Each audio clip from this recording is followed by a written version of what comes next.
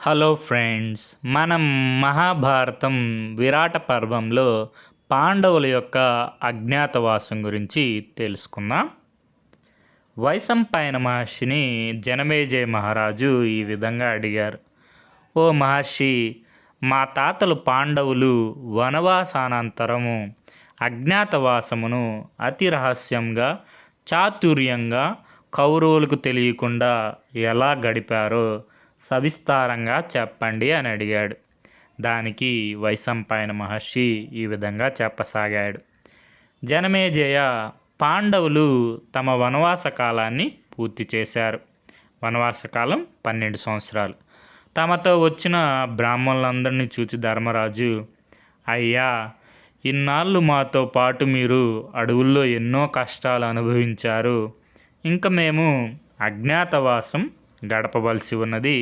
ఈ అజ్ఞాతవాసం కూడా మేము నిర్విఘ్నముగా పూర్తి చేయవలనని ఆశీర్వదించండి అని నమస్కరించాడు. అప్పుడు పాండవుల యొక్క పురోహితుడైనటువంటి దౌమ్యులు వారు ధర్మజును చూచి, ధర్మజ, నీవు ధర్మస్వరూపుడివి. నీ వలనే పూర్వము ఇంద్రుడు వృతాసుర వధానంతరము బ్రహ్మహత్యా పాతకము పోగొట్టుకున్నట్టుకు నిషాద చలము మీద హరి శ్రీ మహావిష్ణువు అదితి గర్భంలో వామనమూర్తిగాను, ఔర్యుడు తన తల్లి తొడలోనూ అజ్ఞాతవాసం గడిపారు. తరువాత కాలము కలిసి వచ్చిన తరువాత వారు తమ తమ పూర్వపు వైభవమును పొందారు. అదేవిధంగా నీవు కూడా అజ్ఞాతవాసానంతరము నీ పూర్వ వైభవము పొందగలవు అని దౌమ్యుల వారు ధర్మరాజుతో చెప్పారన్నమాట.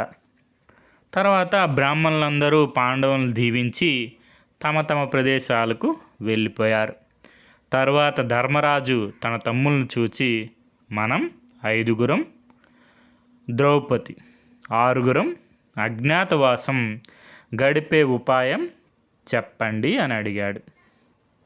దానికి అర్జునుడు, అన్నయ్య, మనకు యమధర్మరాజు ఇచ్చిన వరం ఉన్నది కదా, మనల్ని ఎక్కడికి పోయినా ఎవరు గుర్తుపట్టలేరు. కురుదేశం చుట్టూ పాంచాల, చేది, మత్స్య, సాల్వ, విదేహ, బహ్లిక, దసర్ణ, సురసేన, కళింగ, మగధ దేశములు సుభిక్షంగా మనకు నివాసయోగ్యంగా ఉన్నాయి. ఈ దేశముల్లో మనకు అనుకూలంగా ఉన్న రాజ్యంలో మనం అజ్ఞాతవాసం గడిపెదము అని అన్నాడు. నాకు తెలిసి విరాటరాజు మత్స్య దేశాన్ని పరిపాలిస్తున్నాడు. సద్ధర్మవర్తి, మంచివాడు, బలవంతుడు. అతని పాలనలో మనము అజ్ఞాతవాసం గడుపుట ఉచితము అని నాకు తోచున్నది. మరి మనం విరాటరాజు కొలువులో ఎవరెవరు ఏమేమి పనులు చేసేదమో వివరంగా తెలపండి అని అన్నాడు ధర్మరాజు. ఆ మాటలు విని అర్జునుడు, అన్నయ్య, నీవు మహనీయ మూర్తివి, సుకుమారుడు, ఎంతో ప్రాభవము అనుభవించినవాడు. అలాంటి వాడివి నీవు వరులను అంటే ఇతరులను ఎలా సేవించగలవు నాకు తెలియడం లేదు అని అన్నాడు అర్జునుడు. అర్జున, నాకు శ్రౌతము, స్మార్తము, శకునము, జ్యోతిష్యము మొదలగిన శాస్త్రములు తెలియను. ఈ విద్యలను ప్రదర్శిస్తూ నేను కాలం గడపగలను. నీకు తెలుసుగా, నేను దూత ప్రియుడిని. అంటే జూదం అంటే చాలా ఇష్టం. Game of chances. విరాటరాజును నా దూత క్రీడతో అలరిస్తాను.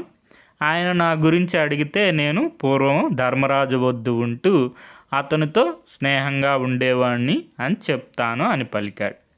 తర్వాత ధర్మరాజు భీముని చూచి, నా సంగతి సరే భీమ, బకాసురుణ్ణి, కిమ్మిరుణ్ణి చంపినవాడు, అలాంటి వాడివి సేవక వృత్తి ఎలా చేయగలవు అని అడిగాడు. అన్నయ్య, నాకు రుచికరంగా వంటలు చేయడం వచ్చు కదా, నేను వంటలివాడిగా విరాటని కొలువులో చేరుతాను. పైగా నాకు మల్ల యుద్ధంలో ప్రావీణ్యం ఉంది కదా, అతని కొలువులో మల్ల యుద్ధ ప్రదర్శనలు ఇస్తూ అందరికీ వినోదం కలిగిస్తాను. నా పూర్వ చరిత్రం గురించి అడిగితే నేను ఇంతకు ముందు ధర్మరాజు వద్ద కొలువులో వంటవాడిగా ఉండేవాడినని చెప్తాను అని పలికాడు భీముడు. ధర్మరాజు అర్జును చూచి, అర్జున, నీ సంగతి ఏమిటి? నీవు ఎలాంటి కొలువు చేసేదువు అని అడిగాడు. దానికి అర్జునుడు, అన్నయ్య, నేను దేవేంద్రుని వద్దకు వెళ్ళినప్పుడు నన్ను ఊర్వశి కామించగా నేను నిరాకరించాను. అప్పుడు ఊర్వశి నన్ను నపుంసకుడుగా అవమని శపించింది.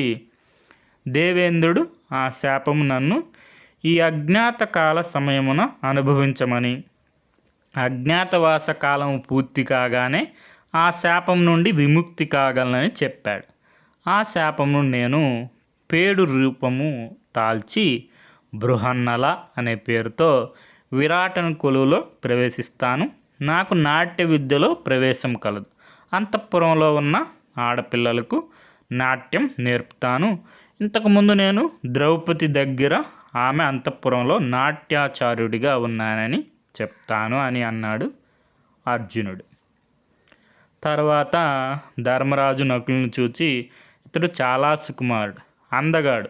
ఇతడు తన నిజ రూపంను ఎలా దాచగలడు, వరులను ఎలా సేవించగలడు అని బాధపడ్డాడు. అన్నయ్య, నాకు అశ్వశిక్షణలో ప్రవేశం ఉంది. నేను అశ్వశిక్షకుడిగా విరాటను కొలువులో చేరుతాను. అశ్వశాలలోని గుర్రాలకు ఎలాంటి వ్యాధులు రాకుండా చూసుకుంటాను. నేను దామగ్రంథి అనే పేరుతో సంచరిస్తాను. ఇంతకుముందు ధర్మరాజు వద్ద అశ్వశిక్షకుడిగా ఉన్నానని చెప్తాను అని అన్నాడు నకులుడు. ధర్మరాజు నవ్వి సహదేవుని వైపు చూచాడు. అన్నయ్య, నాకు పశుపోషణలో అనుభవం ఉన్నది. తంత్రిపాలుడు అనే పేరుతో గోరక్షకుడిగా విరాటుని కొలువులో ప్రవేశిస్తాను. ఇంతకుముందు ధర్మరాజు గోవుల శాలయందు పనిచేశానని చెప్తాను అని అన్నాడు సహదేవుడు. ఇంకా మిగిలింది ద్రౌపది. సుకుమారి, పనులు చేయించుకోవడమే కానీ వరులకు సేవించి ఎరగదు. ఇటువంటి ఉదాత్త చిత్త ఏ పని చేయగలదు అని మనసులో బాధపడ్డాడు ధర్మజుడు. అది గ్రహించిన ద్రౌపది, నేను సైరేంద్రి వేషంలో మాలిని అనే పేరుతో విరాటరాజు అంతఃపురానికి వెళ్తాను. విరాటరాజు భార్య సుదేష్ణను ప్రసన్నం చేసుకుంటాను. అందరూ గౌరవించే విధంగా సైరేంద్రి వ్రతం సాగిస్తాను. ఇంతకుముందు నేను ద్రౌపది దగ్గర సైరేంద్రిగా పనిచేశానని చెప్తాను అని పలికింది ద్రౌపది. సైరేంద్రి అంటే అది ఒక వృత్తి అనమాట. సైరేంద్రి ప్రజలు చేసేవాళ్ళు. అదేంటంటే ఛాంబర్ మేడు, హెయిర్ డ్రెస్సర్గా పనిచేసేదన్నమాట ద్రౌపదీదేవి. అందరికీ అన్ని పనులు కుదిరాయి. మనం అందరం అజ్ఞాతవాసాన్ని నిరాపాయకంగా గడుపుదాము అని అన్నాడు ధర్మరాజు. మన దౌమ్యులు వారు అగ్నిహోత్రం రక్షిస్తుంటారు. మిగిలిన వారు వారి వారి స్వస్థలాలకు వెళ్తారు. ఎవరైనా మిమ్మల్ని మా గురించి అడిగినా ద్వేతవనం నుండి ఎటో వెళ్ళిపోయారని చెప్పండి అని ఆదేశించాడు ధర్మరాజు. ఈ విధంగా పాండవులు అజ్ఞాతవాసాన్ని మత్స్యదేశంలో విరాట నగరంలో విరాటరాజు కొలువులో గడపడానికి నిర్ణయించుకున్నారు. వివిధ వృత్తులను ఎంచుకున్నారు. వారు వారి యొక్క పేర్లను మార్చుకొని వివిధ పేర్లతో సంచరించడానికి నిర్ణయించుకున్నారు. మనకి ఇది మహాభారతం మూలం. తెలుగు అనుసరణ కవిత్రయం పాదరేణువు మొదలి వెంకట సుబ్రహ్మణ్యం గారు. ఇప్పుడు మనం కొన్ని క్వశ్చన్స్ చూద్దాం. మనకిక్కడ అజ్ఞాతవాస కాలంలో పాండవులు విరాటురాజు కొలువులో ఉన్నారు కదా, వారు ఏ ఏ పేర్లతో ఉన్నారని మనకి మ్యాచింగ్ ఇచ్చారనమాట. మ్యాచింగ్ వచ్చినప్పుడు మనకి ఖచ్చితంగా తెలిసినవి ఏమన్నా ఉన్నాయో ఫస్ట్ చూసుకోవాలి. మీకు ఇప్పుడు అర్జునుడు బృహన్నల అని తెలుసుకొనుకోండి. బీకి 1 ఉండే ఆప్షన్స్ చూడండి. బీకి 1 ఇక్కడ బీకి 3 ఉంది కాబట్టి ఈ ఆప్షన్ ఎలిమినేట్ అయిపోతుంది. బీకి 2 ఉంది కాబట్టి ఈ ఆప్షన్ కూడా ఎలిమినేట్ అయిపోతుంది. ఇంకా 2 ఆప్షన్స్ మిగిలాయి, 3, 4. మనకి తర్వాత ఇంకేమైనా తెలుసు అని చూడండి. భీముడు వలల అనే పేరుతో వంటవాడుగా ఉంటారు. వంటవాడు వలల్లుడు. వంటవాడు వలలుడు ఏకుటు 2 ఆప్షన్స్లో ఉంది. ఇంకా నెక్స్ట్ నకులుడు సహదేవుడు. నకులుడు మనం చూసాం కదా, తంత్రిపాల వచ్చి మనకి గోపాలుడు సహదేవుడు ఉంటారనమాట. సహదేవుడు గోపాలుడు తంత్రిపాలుడు. నకులుడు వచ్చి తామగ్రంథి అనుకోండి. సికి 4, డికి 3, మనకి 3 అనేది ఆన్సర్. ఇప్పుడు చూసుకోండి, మనకి అర్జునుడు బృహన్నల, భీమసేనుడు వలల అనే వంటవాడు, నకులుడు వచ్చి తామగ్రంథి అని అశ్వశిక్షకుడుగా ఉంటారు. అశ్వశిక్ష అంటే గుర్రాలకి ఏం వ్యాధులు రాకుండా చూసుకుంటూ ఉంటారు. తర్వాత సహదేవుడు వచ్చి తంతిపాల అరిష్టమనేమి అని కూడా అంటారు. మనకి గోపాలకుడుగా అంటే గో సంరక్షకుడుగా ఉంటారన్నమాట. తర్వాత మనకి ఇప్పుడు వృత్తులు ఇప్పుడే చెప్పుకున్నాం కదా, ఏ వృత్తులు అజ్ఞాతవాస కాలంలో చేశారు పాండవులు. విరాటరాజు కొలువులో, మత్స్య దేశంలో, విరాట నగరంలో. భీములు వారు వచ్చి మనకి భీమసేనుడు అనగానే భోజన ప్రియుడు, వంటలో నేర్పడు అనమాట. నలభీమ పాకం అని కూడా అంటారు కదా. నలమహారాజు భీమసేనులు వారు గొప్ప వంట చేసేవాళ్ళు అనమాట. వంట చేయడంలో సిద్ధహస్తులు. మనకి ఏకిటు 2 ఆప్షన్స్ ఉన్నాయి. ఈ 2 ఆప్షన్స్ ఎలిమినేట్ అయిపోయి. తర్వాత అర్జునుడు వచ్చి మనకి నాట్యాచారులు, డ్యాన్సర్గా, కొరియోగ్రాఫర్గా ఉంటారనమాట. మనకి బీకి 1, 2 ఆప్షన్స్ ఉన్నాయి. తర్వాత సికి నకులు వారు వచ్చి మనకి చెప్పుకున్నాం కదా, తామగ్రంథి అనే పేరుతో నకులు వారు అశ్వ శిక్షకుడుగా ఉంటారు. Maintenance and care of horses అంటే సికి 3 అంటే మనకి 4 అనేది ఆన్సర్ అనమాట. సికి 3. నెక్స్ట్ సహదేవులు వారు వచ్చి మనకి గోపాలకుడుగా, తంతిపాల లేదా అరిష్టమనేమి అనే పేరుతో గో సంరక్షకులుగా ఉంటారు. తర్వాత ఇప్పుడు మనకి ఇది ప్రీవియస్ క్వశ్చన్. ఇది మనకి యుధిష్ఠిరుడు అంటే మనకి ధర్మరాజు వారు మత్స్య దేశంలో విరాట నగరంలో విరాటరాజు కొలువులో ఏ పేరుతో ఉన్నారు అజ్ఞాతవాసంలో. అరిష్టమనేమి చెప్పుకున్నాం కదా, మనకి సహదేవుడి పేరు అనమాట. అరిష్టమనేమి లేదా తంత్రిపాల ఈ 2 కూడా మనకి సహదేవుడి పేరే. నెక్స్ట్ దేవదత్త అంటే మనకి అర్జునుడు యొక్క శంఖం పేరు. ఇక మిగిలింది కంకుబట్టు అనే పేరుతో మనకి జ్యోతిష్యము, వివిధ శాస్త్రాల్లో సలహాదారుడిగా ఉంటారు విరాటరాజుకి. తర్వాత దూత క్రీడ నిపుణుడిగా ఉంటారనమాట. తర్వాత మనకి ద్రౌపదీదేవి అజ్ఞాతవాస కాలంలో ఏ పేరుతో ఉంది. ఉత్తర అంటే మనకి విరాటరాజు భార్య అయినటువంటి సుదేష్ణాదేవి కుమార్తె ఉత్తర. మనకి ఉత్తర అభిమన్యుడు వివాహం చేసుకుంటాడు. వాళ్ళకి కలిగిన కుమారుడే పరీక్షిత్తు ఇరావతీదేవిని పెళ్లి చేసుకుంటాడు.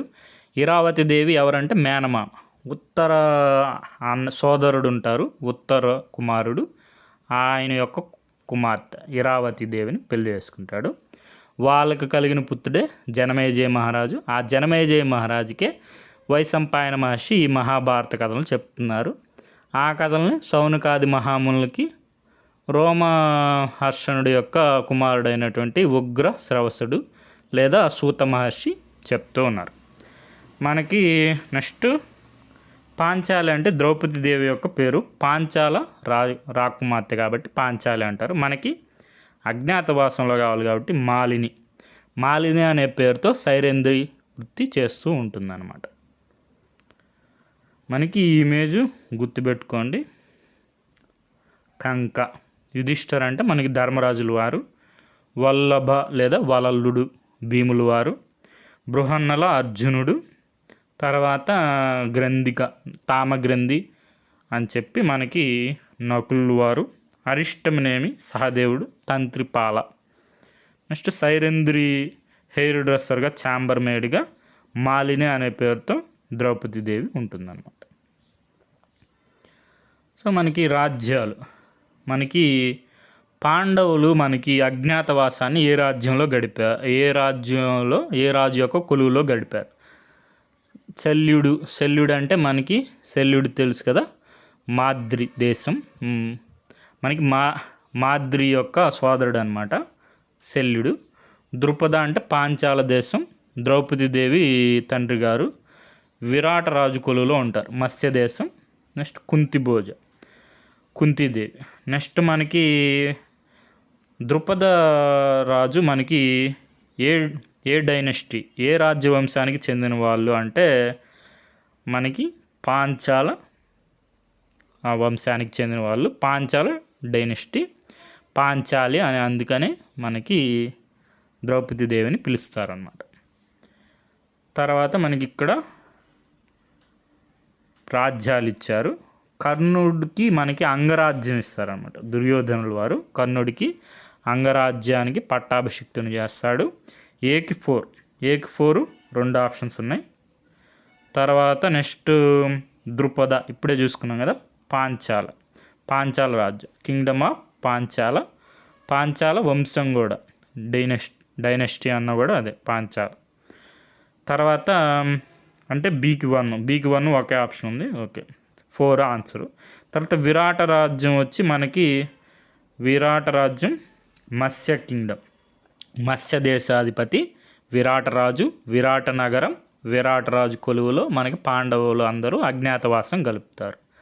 జరాసంధుడు వచ్చి మనకి మగధ దేశానికి రాజు, జరాసంధుడు. ఇప్పుడు ఈ క్వశ్చన్ వచ్చి, ఇది కూడా ప్రీవియస్ క్వశ్చన్. మగధ అనేది మనకి ప్రస్తుతం భారతదేశంలో ఎక్కడుందంటే బీహార్. మనకి ఈ రాజ్యాలన్నీ ఒకసారి చూసుకోండి. Okay friends, thank you for watching.